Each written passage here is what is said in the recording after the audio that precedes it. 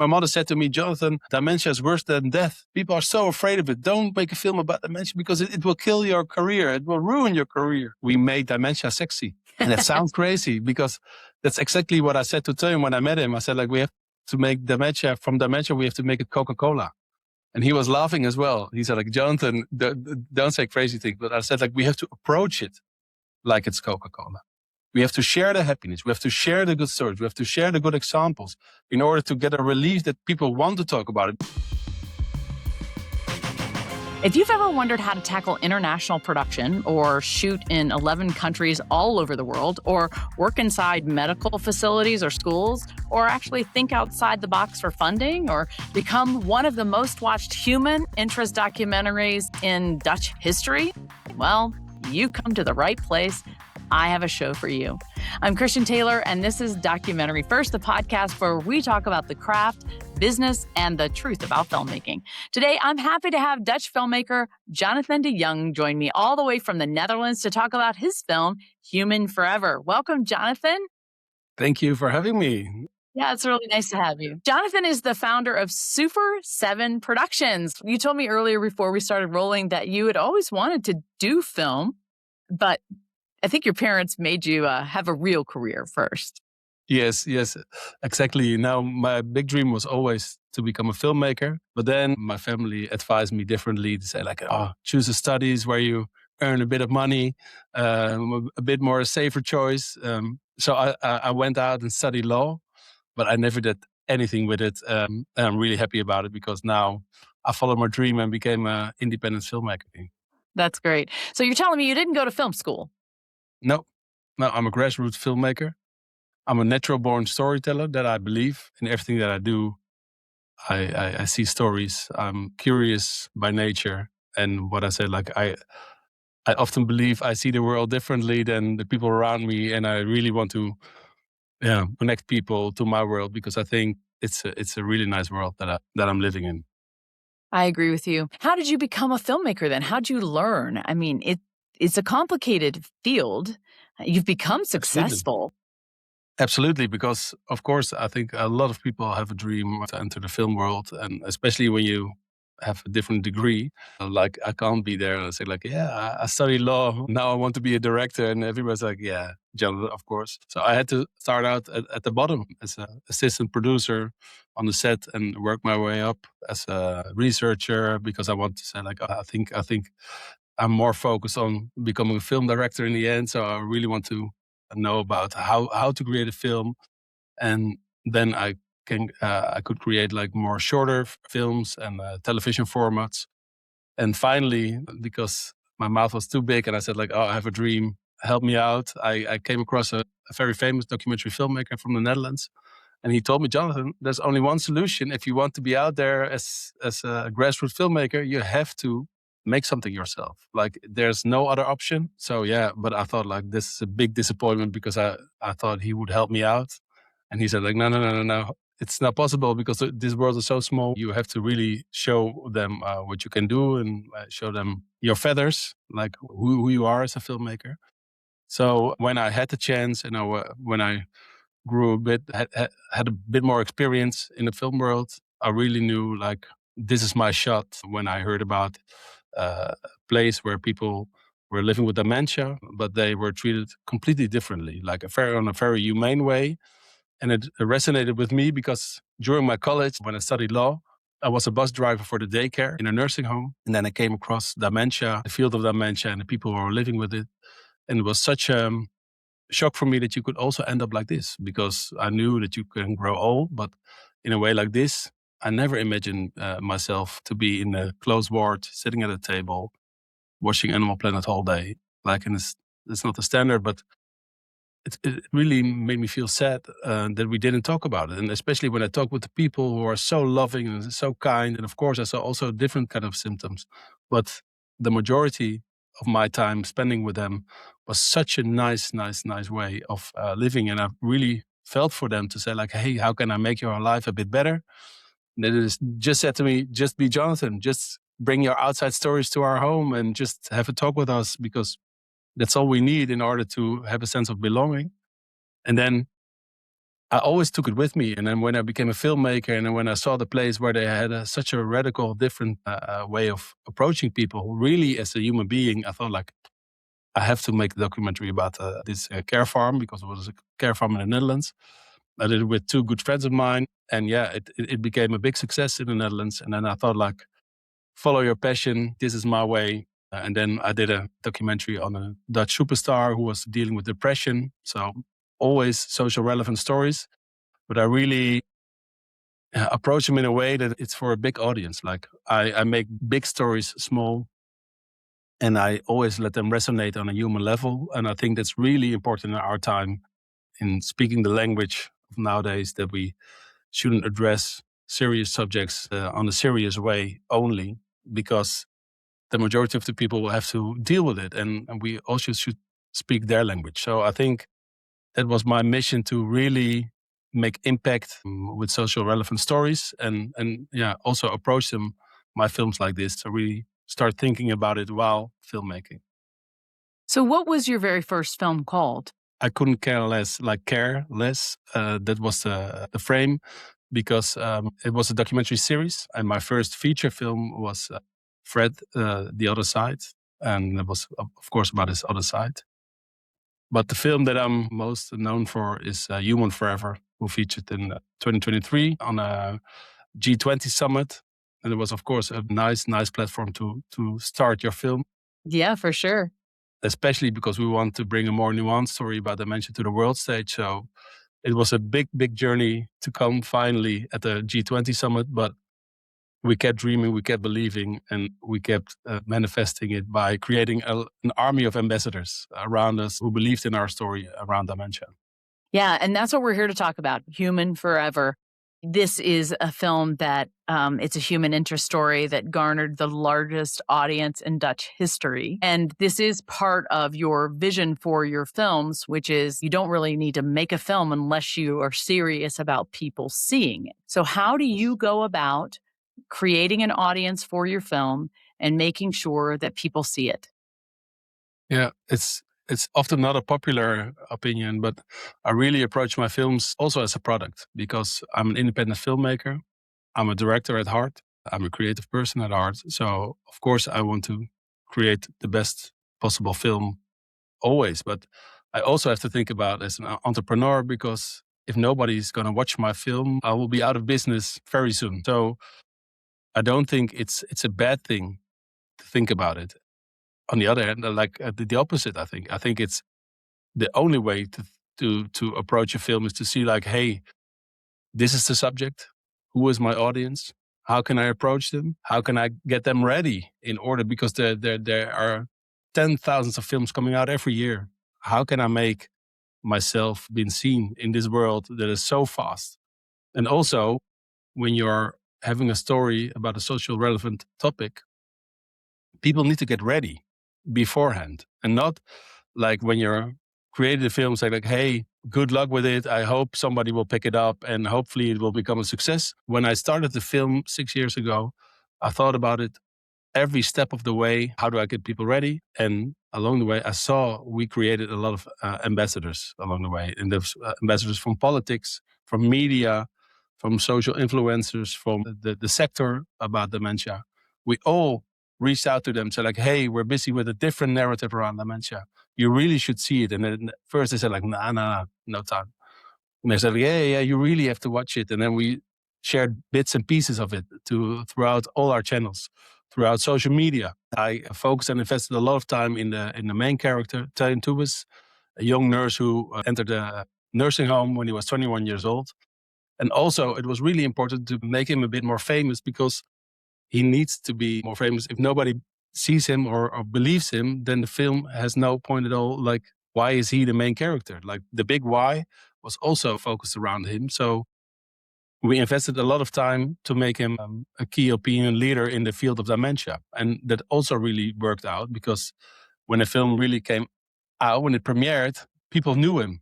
So we wrote a book, became a worldwide bestseller. Of course, that's very convenient. We created a theater show where a lot of people in the Netherlands came to the show, and we had discussions with them. So we grew our audience while we were filmmaking, and the film was actually the cherry on top. Yeah, so you really created your audience. That's what you did. You created it before you ever released the film. Now, you said you created a theater show. What did you mean by that? Yeah, like based on the book, we created a show of 90 minutes as well. When we released the book, there was also a bit of resistance. People said like, "Oh yeah, it's such idealistic book. Of course, it can be different with dementia, but how? Like, we don't believe it that we can change." It was so helpful in shaping the more nuanced story about dementia because also when you talk with them, they get more understanding, they get more awareness of all the possibilities that we already saw around the world while filming and that we could share with them directly in our conversations. Then we saw that people were really opening up and they say like, there is a different way and it is really possible. Oh yeah, but then we're hungry for a different story. So it was really helpful for me as a storyteller. What is the focal point on which I have to connect in order to make people more open-minded about a different story around dementia? So it was really a more deepening from the book that we wrote, but also it was a good preparation for the film that was coming out. Like, where are the points that where people were really resilient and more resistant in accepting the message, or where do they really thought like, hey, this is the way to go? When you say theater show, it was more like a live conversation, more like you would have a panel. No, it was really an artistic way where Teun, the main character of the film, was taking people on a journey. You created a play. Yeah, a play. Oh my word. Yes, yeah, So you wrote a book, you created a play. yeah. We turned social media around like with 80,000 followers for him worldwide in the sector. So on LinkedIn, it was really important. We were ready for a different narrative around dementia. I think it's really important if you want to have sustainable success or sustainable impact that your target audience is in every possible vein of the society. So we really were focusing on who do we need in order to really get a movement going, because that's the big goal. To change policy through filmmaking, to change the sector through filmmaking, to change the perceptions of dementia in everyday households, in everyday people's lives with creating a film. And that really, really worked out because we were so carefully planning and getting all those connections together before the film was released. Well, how in the world did you do that financially? All of that costs a lot of money. It costs money to make a book. It costs money to travel. It costs money to put on a theater show. How in the world were you able to finance all of that? The finance way was, of course, the most difficult way. When we started out, the government heard about our plans of creating a film and they said like, hey, we're going to organize a G20 summit around dementia. Maybe it's a good thing that we premiere in this film. And we were like, yeah, let's go for it. And they wanted to pay for it as well. And then COVID came and there was a big scandal in the Netherlands with mouth masks. I don't know. The Ministry of Health said we have to pull back all financing on all the other projects that we are doing today. And we were already 2.5 years underway. So it was almost the end of my production company because I invested hundreds of thousands of euros into the film already that I took from personal money, from other projects that I did before, or loans, all those kind of things in order to finance the film because I knew the government will pay. So I'm okay. And then it wasn't okay. And that was the biggest hit that we took in our journey. But then we said like, hey, we can go into lawsuits. Nobody will be happy about it. This is the case. What can we do in order to survive? So we also asked the people from the government, like, hey, what can we do differently in order to save us? Because else we will be in the gutter. Please help us out. And they said like, we're going to do the G20 summit because that's really what I was thinking about. That will be a catalyst for the rest of our impact campaign. So they said like, yeah, we're going to do it. And we're going to ask some social relevant foundations, some social society companies like to help you out with a bit of money. So we raised a bit of money through multiple organizations and foundations in order to finish the film. But we were deep in the red numbers when we came out. But then, yeah, finally, the universe repaid us with a big success because, of course, along the way, we also invested all the money that we earned from the book. We invested it in our film. All the money that we earned from the theater show, we invested in our film because we really had all the balls on the film, all the eyes. Like we that was the main goal, bringing the film out because we really felt that would be the biggest change because the book is nice, but people are still doubting because they don't see it. Theater show, we can talk with them, but they don't see it. But when a film comes out and the film shows really hopeful initiative that it can be done differently, then people have no choice about saying then the change has already begun. So yeah, but it was a big struggle. Yeah. Yeah, so let's talk about what you see in the film. I watched the film last night. Incredibly moving. It was very relevant and touching to me. I've shared this before on some podcasts, but my father is 82 years old and he does suffer from dementia. I'm his primary caregiver. My sisters visit and help, but I do most of the care, and he lives in Mississippi and I'm in Illinois. So I care for him long distance, but am very involved, and it is a challenge every day. And so watching your film, there were so many emotions flooding from the very beginning. And one of the things that I appreciated about it was how you started the film. This film is very slow and quiet, so it welcomes you into the experience. You are a silent partner on this journey, and you are just drawn in by what is happening because everything is extremely intimate between Tun and the individuals in the film that he is engaging with. And the premise is he is this young 21-year-old man. He's a nurse who goes and lives in these nursing homes, and he is traveling around all over the world to see how dementia care is done in different places. The next thing I felt seeing all these different things is this is exactly the struggles that I have. If in a perfect world, I would have my father come and live with me. I would care for him because there's always this guilt that I'm not caring for my own father in my own home. But it's impossible. He's a big, strong man. He was a flight risk.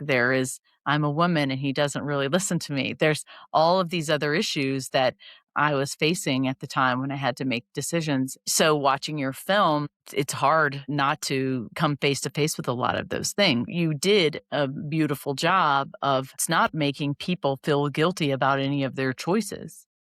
What you did was show different ways all over the world how people are addressing dementia care and the positive ways actually that different countries are doing things. And you ask questions about how can we do this better? Mhm.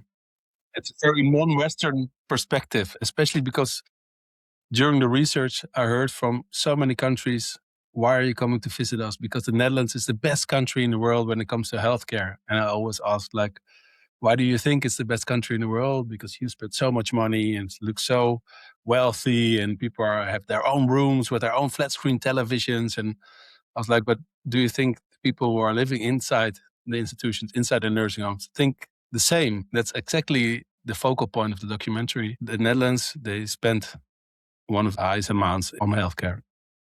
But still, we can't buy happiness. You have a Dutch accent, and I do not want our American audience to miss that. You said you can't buy happiness. And that is a very good point. That's all throughout life, especially in dementia care. So you cannot buy happiness. And what you mean by that is that in the Netherlands, where you spend all of this money, you found people who still felt lonely, isolated, and unhappy, even though they had big screen TVs or a beautiful location. Mhm. Yeah, and the most important thing is like we don't we didn't create it with bad intentions, like our healthcare system. The opposite, we created with good intentions in order to make people happy. But we forgot along the way to ask people, do you want this? Are you happy with this? And our film is exactly this. We asked people living with dementia, what does a good quality of life mean for you? And how can we facilitate it if we start to listen to you? And I think that's the opposite of how we organizing the lives of people and are taking over the lives of people living with dementia after they get diagnosed. Because that's what people told me during the research. Jonathan, dementia, the diagnosis or the condition is not the worst. It's how society treats us. We feel after the diagnosis, we feel ashamed for the 10, 15 years maybe that we are living. People are disconnecting to us because they are afraid or they don't know how to deal with us. And that really makes us feel that we don't belong to anything or anybody anymore. And have and to have a sense of not belonging, I think this is the most dangerous thing when it comes to life, because then people feel like life is no point at all of living. So that's really what we felt throughout the research, but also throughout filming in multiple nursing homes around the world. So with that urgency, in order to really see the people behind the patient or behind dementia, that gives us so many hopeful examples around the world how we can include them and make them feel belong again to the community where they were living in. So there are so many hopeful initiatives if we start looking differently. I was so surprised near the end of your film, you go to Moldova and you show this group home of people that are living in, it doesn't look like a very beautiful place at all. It looks like a concrete jungle with bars on the outside and people looking like they're caged. But inside, they look very happy and they are functioning like it's a home and they're in a family. And you say as much at the end that this is actually a good, happy place. And I was so confused. I was like, how could this be? And that was one of my first questions when I met with you offline, because I needed you to explain that to me. Of course, with my Western mind, I'm thinking the same way you think, like, this looks terrible. How can they be happy? And so, what did you say? Yeah, that's also about our perspective, because their reference of a good life is a community life where people are taking care of each other. And that was a house where people with multiple diagnoses were living together. And because of it, they also had different needs. And because they had different needs, they could help each other out. And what we do, for instance, in the Netherlands, put all the people with the same diagnosis with dementia together, and they have the same needs, so they can't help each other out. So, and that's exactly the core of why it felt so amazingly warm over there in Moldova, because people felt that they were still contributing to something bigger than themselves. People still could make themselves worthwhile during the day, brushing the hairs of the fellow roommate or whatever. And although they didn't have flat screen TVs or fireproof curtains or like the best furniture, they didn't look at it, because the biggest question from everybody who's in an institution or in a healthcare organization is like, how can I have the best possible day? And the director of that facility asked that question to every person who was living there. And then they said together, how can we facilitate it today? Because every day is different. I think when you are in a group, you really can collaborate and also talk to each other. Like all those kind of normal examples where we need staff, they took care of each other. And I think that's a really beautiful example of how healthcare could look like if we step over certain systematic things that we are inventing today. Yeah, there were two things that jumped out at me in my father's place. Everything is done for them. They're served meals at certain times. They're remote from anything that happens. Everything is delivered to them. And they don't really, they have a garden they can go out and walk in, but it's just a little circular garden. Of course, there's not a lot of freedom. And in one place in Belgium, there everyone is chopping the vegetables, folding the napkins, and you see that they're doing the regular things that they would do in their home. And I remember my grandmother, who also had dementia, she was able to stay in her home with caregivers. And what she did in her time in her 90s, she would go around the house and she would fold the napkins and she would sweep the sidewalk. And they were just things that she did in her normal life that she still knew how to do. They didn't necessarily need to be done, but it was her routine of life that she continued to do, and it felt like she was contributing during the day.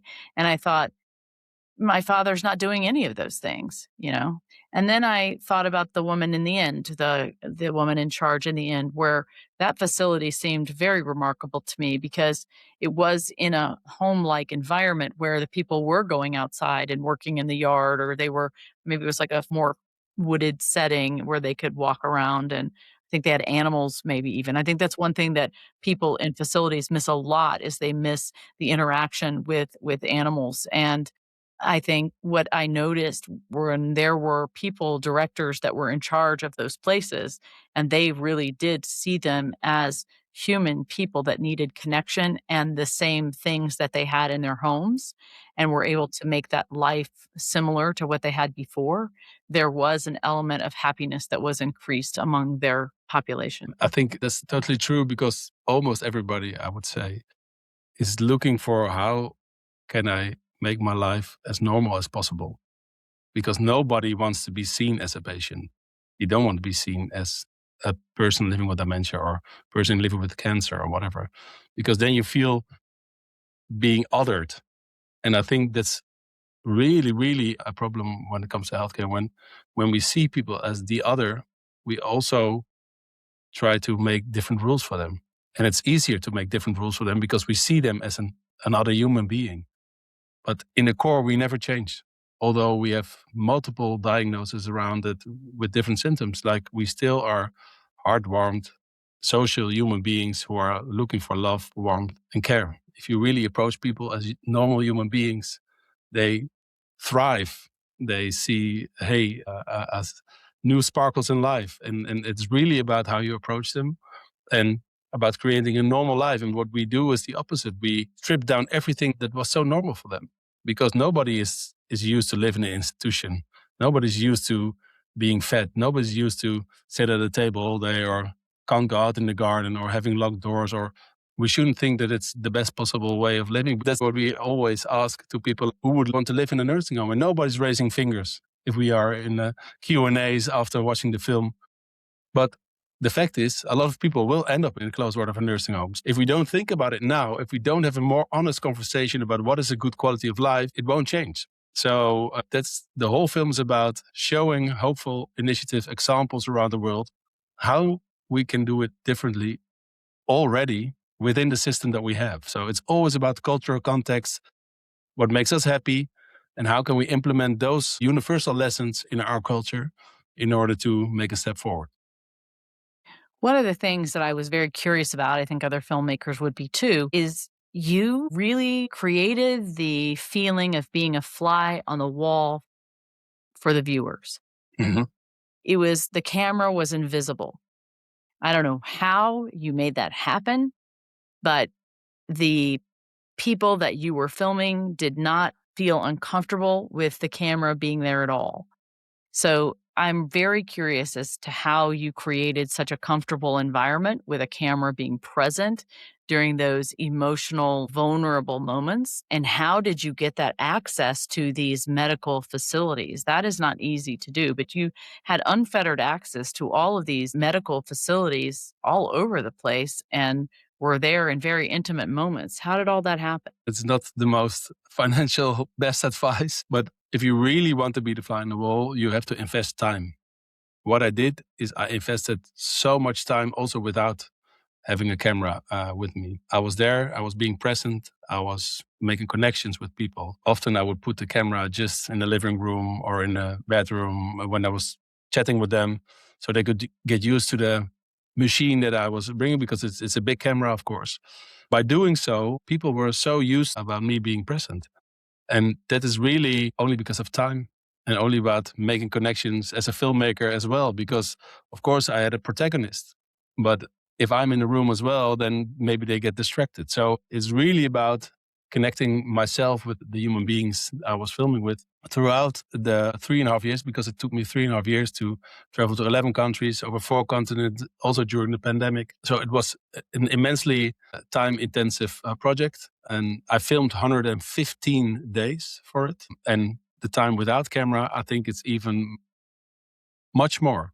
So I think you can see it in the film as a result. I always use the word fragile. I really like my films to be fragile. You're really part of the film. And I think that really worked well also with Human Forever. The silences, the noises, everything, how nursing home feels. I think you will feel it straight away. And people are in the scene. It feels like I'm there. So, and also young people, professors from prestigious universities, they all say like, you take me onto a journey, and I really feel like I'm part of this journey about looking at humans differently. And that's what I really find the biggest compliment, if I can contribute to a different way of looking at each other. That's why the film is integrated also in 43 universities around the world, including Yale, Oxford. It's more than a film about dementia. It's much more about looking at how we look at each other in society. You really used silence well. You gave us time to think and process what we were seeing, come to our own conclusions about things. I felt the motto that we hear in filmmaking all the time is show, don't tell. And I felt like you were a master of that in this sense because you did a lot of just showing. We were seeing and experiencing. You did ask questions and have us think through the questions.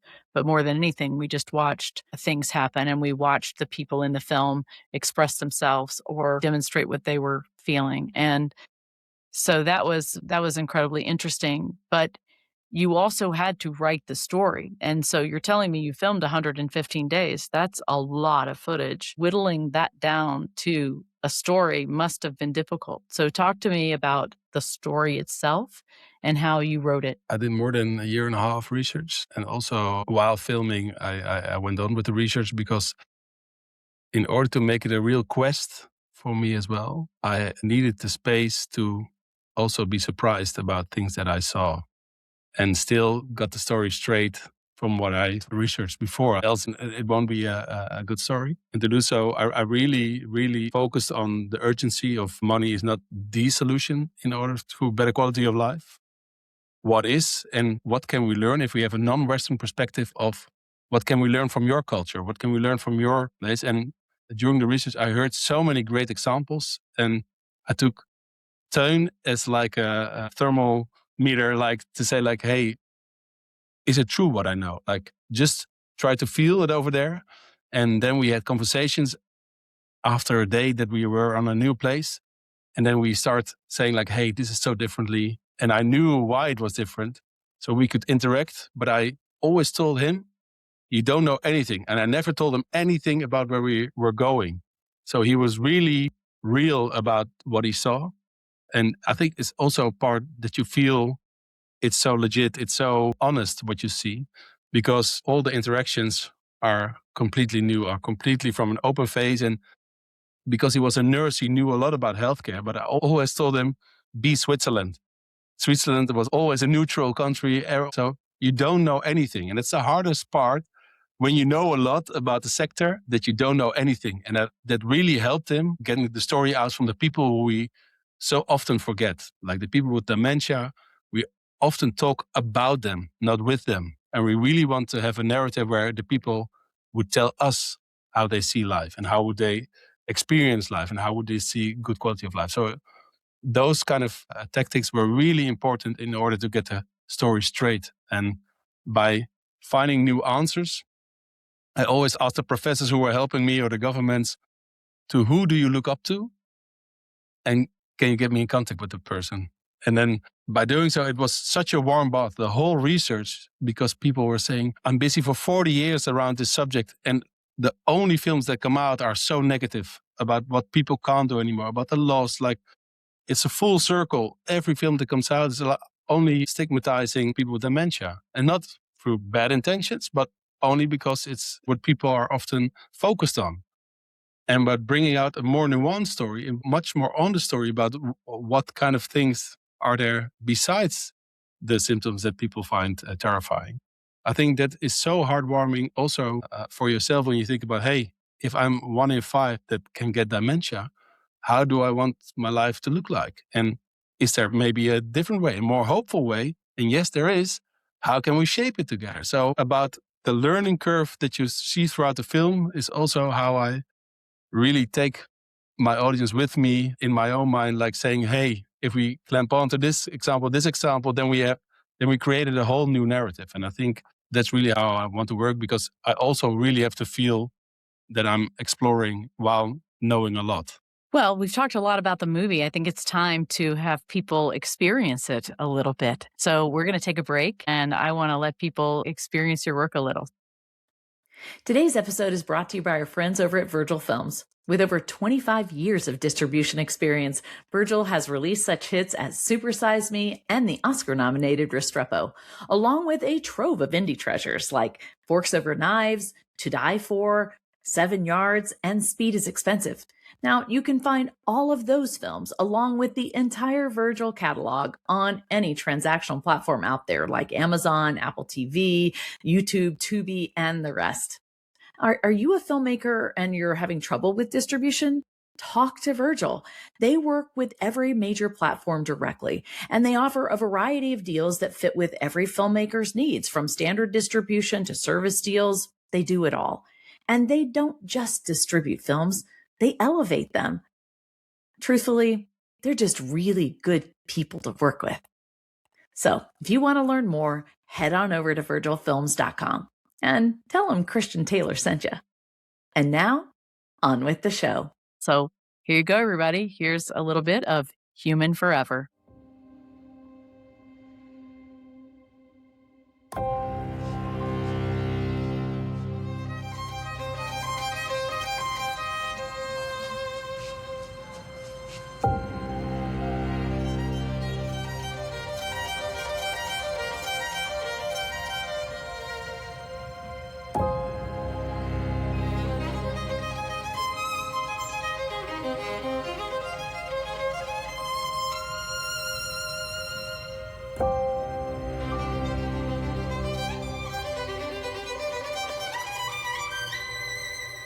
My name is Teun. I'm 24, in perfect health, and live in the close ward of a nursing home. Why? I am 24, but not all my life. That's why I'm now going to start looking for answers for the future. In a 3-year journey across 11 countries and 4 continents, I look at how other countries deal with dementia and the people who have to live with it. And how can we shape society in the future for the people who so desperately need our attention, but whom we so often forget? Surely everyone, regardless of age or diagnosis, has an equal right to a good life, right? Ja, ben je toch helemaal niet meer van enig nut. Heeft u dat gevoel? Ja. Het is toch ook zo?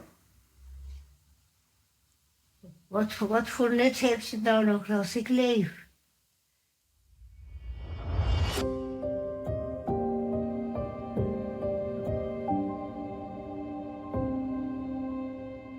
All right, everybody, that's Human Forever.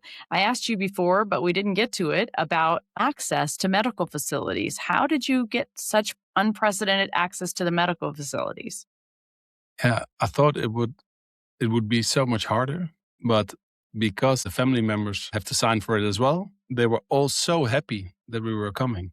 So it was organized instantly almost. Like we sent it to the healthcare organization. They knew us because Stein became a very famous face in the world of dementia. So they knew we were good people coming there for like a different narrative around dementia. So they were open-minded. And to convince the family members, it took them just a few days. And then they said, good to go. So, and by saying like, hey, we visited those kind of places, the other facilities are like, okay, then this family member would also say, okay. So it was really a big surprise, because now in my new film about strong communities, we're filming with people without diagnosis and all those kind of people, just everyday people. And it's so much harder to get all the signs on green, because people are more critical, saying like, what are you guys coming to do? Like, this is just ordinary life. What do you want to film? What is the reason? Like, they're much more thinking about the reasons behind. And I think with the film around dementia, people were very clear about, hey, those guys are going to help us out in a more hopeful story. So yeah, that was surprisingly easy to get all the documents signed. That's interesting, because you have a lot of people in the film, all that Lots. signed releases. And so that's a big accomplishment. Let's talk then about the international production part. You went to 11 countries. That can't be easy to work in 11 different countries. I've worked a lot in France, and that itself was difficult, and have traveled and shown my film in many other countries in Europe, and just showing my film and selling some products there has not been easy. So how in the world can we do that? Right now, we'll use myself as an example. I've been trying to shoot for several years, The Brave Dutch, and I have another Dutch production coming up. And it has been very difficult to find production partners or to even understand international production laws and rules. How in the world do we do that? I think one of the key elements in producing in foreign countries is to get in touch with the local community. That's how I do it, like not official fixers, because I looked for people in the sector, and that made me connected with people from the government, but also big organization who said like, yeah, Jonathan, you really have to film with us.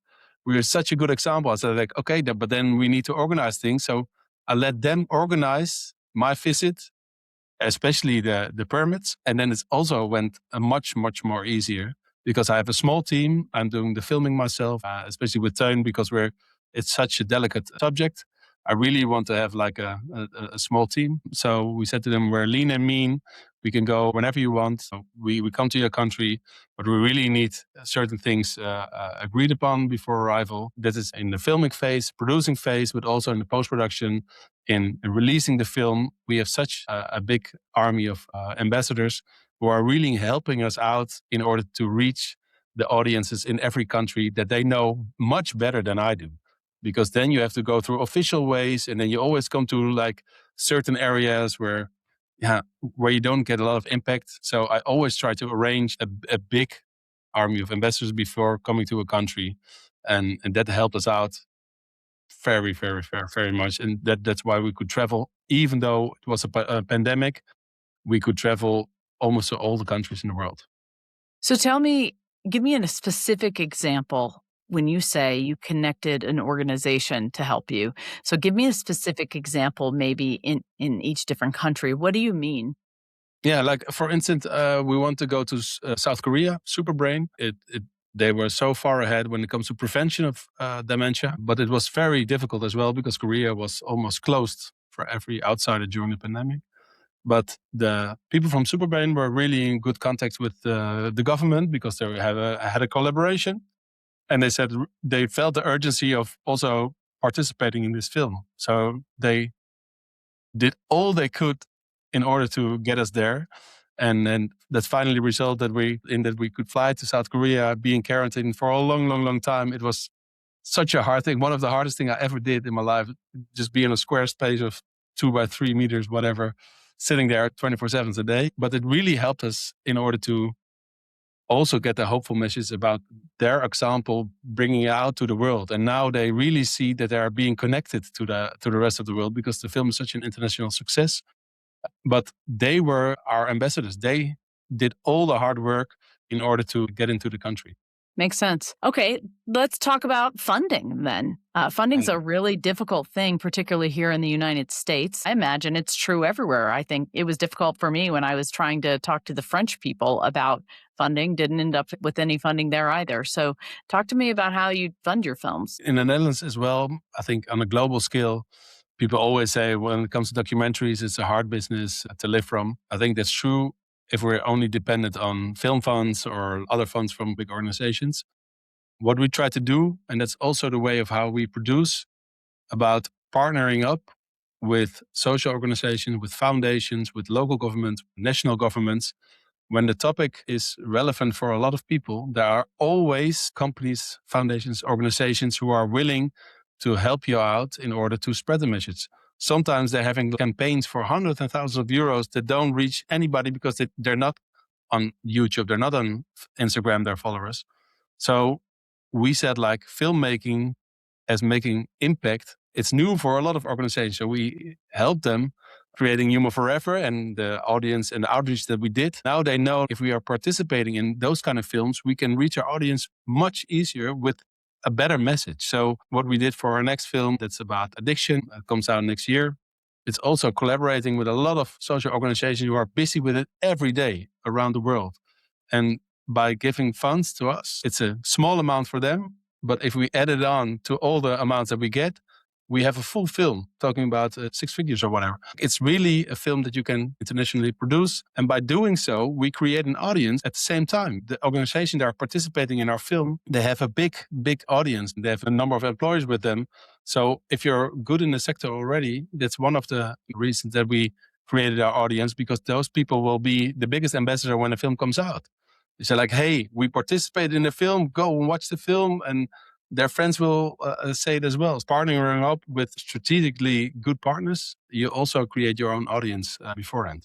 I have run into a wall when I've reached out to nonprofit organizations, museums, or other associations. My fundraising or fund seeking has been in the World War II sphere or the veteran sphere, and they're all trying to raise funds for themselves. So nobody wants to, even though my message is very helpful for them, they'd rather use their money for their own causes. And I don't blame them for that, but it's very difficult to get them to see. The bigger picture. Yeah.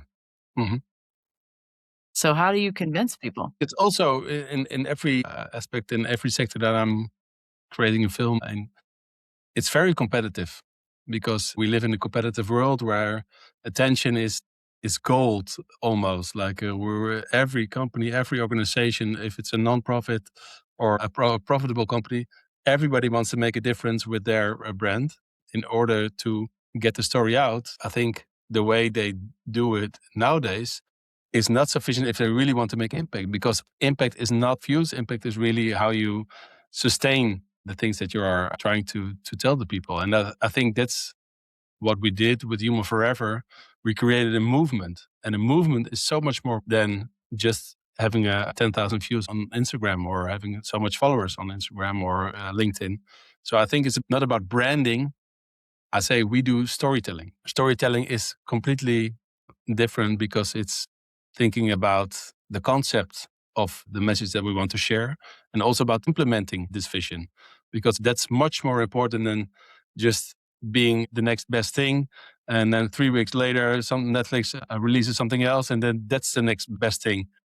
Our film released in 2023 in October, and 3 years later, I'm still closing deals everywhere around the world. I came back from a film tour with Teun throughout Australia, and that's just because we keep the message fresh, we keep it exciting, we keep it exclusive, and that's storytelling. Because we believe this story is for everybody in the world, but of course, not everybody in the world knows us. So it's upon us how to reach them and how to create impact. And I think if you show them, of course, now a lot of people understand the different way of reaching out, of creating impact. And then, of course, it makes it easier for your next film to get multiple partners behind you. But still, there's an audience for everybody. I really believe how small your story also is, but there is an audience, and we can create a bigger audience if we think about it beforehand. That's the golden solution in creating a better film world, is to have a different approach and really start to speak the language of the people who are consuming so much content nowadays. And we only think it has to be shorter, but we prove them different with our film. It's a serious topic. And we had a lot of young people coming to the cinemas because we made dementia sexy. That sounds crazy because that's exactly what I said to Teun when I met him. I said, like, we have to make dementia Coca-Cola. And he was laughing as well. He said, like, Jonathan, don't say crazy things. But I said, like, we have to approach it like it's Coca-Cola. We have to share the happiness. We have to share the good stories. We have to share the good examples in order to get a relief that people want to talk about it. Because just like my mother said to me, Jonathan, dementia is worse than death. People are so afraid of it. Don't make a film about dementia because it will kill your career. It will ruin your career. Oh. And I said, like, no. But there's a different approach to it. I know I can share it with the world. Together with Teun about joining the forces, we really managed to make dementia, the topic itself, sexy in order for people to speak about it. Well, I'm a fan of your point of view. I think that what it does is it shows the tender side of humanity that we have marginalized and othered. And I think by seeing that in your film, it makes us feel the compassion. We see that, we see what's been invisible to us. And I think that makes it real. And we do care about what is real. When we see real things, we do care. Through this film, you show us our own humanity. And you do a good job of showing us that could very well be us. And I'm very well aware that dementia, and my father has Alzheimer's actually, and that is hereditary. And my grandfather had it and his grandfather before him. I'm right in that line. And I know that it very much could be in my future. I applaud you for this film. I thank you for doing it. And I appreciate you coming on today to talk to me about this. Now, before we go, we do have to do everyone's favorite segment, which we call DocuView Deja Vu. And I'd love to ask you if you have a favorite documentary that you could share with our audience. I definitely have a favorite documentary. One of the best examples that a modern day fairy tale still exists. It's not a new film, but still one of the best ever made. And that's Searching for Sugarman. Yeah, that's a good one. I was in awe when I saw it for the first time because I thought, it's impossible. It's impossible. It's impossible what they trying to do. And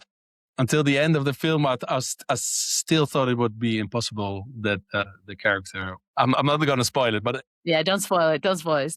It's an impossible ending, but it's so heartwarming. My work is all about connecting people, showing the beauty of humanity, making people aware of the importance of connecting, social awareness, about the power of social connection. I think this film really, if you're not happy after watching this film, nothing will make you happy ever again. It's a masterpiece. I think it's really a fantastic example of what the power of storytelling can do. All right, last question I have for you is, where can we watch this film? Yeah, it's fresh from the press. It's going to be on PBS, so it's very exciting to after some theatrical releases throughout the country, we're going to do a mainstream release now with them. So very, very excited about it. Well, do you know when it's going to be on PBS? Not yet. We have to wait and see how the planning with them goes, but we will keep people up to date. Okay, well, I'll tell you what, I'll make you a promise. When you find out the dates, you let me know, and we'll begin sharing it on social media. So thank you, Jonathan. It was a pleasure talking to you, and you taught us so much today. Thank you for all the lessons that you shared with us. Thank you for the wonderful film that you made. If you were listening to this podcast today and you heard something that you felt was valuable or something that someone else might be able to use, text a link to this podcast to just one friend. That's one way that you can support your friend and one way that you can support our podcast. If you could leave us a review on Apple or on Spotify, it would mean a lot to us. So take a moment and text it to a friend or share a review on one of those services. We'd love it. Thank you so much for listening to Documentary First, where we believe everybody has a story to tell and you can be the one to tell it. Bye, everybody.